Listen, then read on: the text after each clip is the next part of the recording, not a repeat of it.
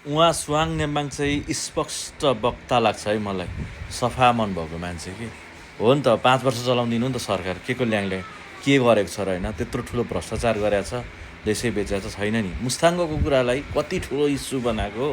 मुस्ताङ किन गयो बालेन्सा? बालेन्सा अन्तर्राष्ट्रिय मिडियासम्म छाएका छन् अहिले मुस्ताङको कुराले लिएर होइन।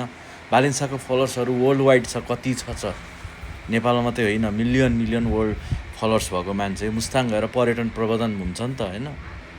र रहिआयो नेपालमा के छ भन्ने देखाउन चाहन्छन् बालेन्सा, र नेपाल कति सुरक्षित छ भन्ने पनि देखाउन चाहन्छन्।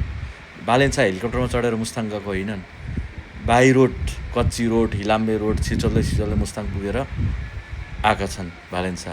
र वर्ल्डलाई, विश्वलाई देखाएको छ कि नेपाल सुरक्षित छ। प्रधानमन्त्री त त्यसरी मुस्ताङ बाई रोड जान सक्छ भने झन् सर्वसाधारण त राम्ररी जान सक्छ।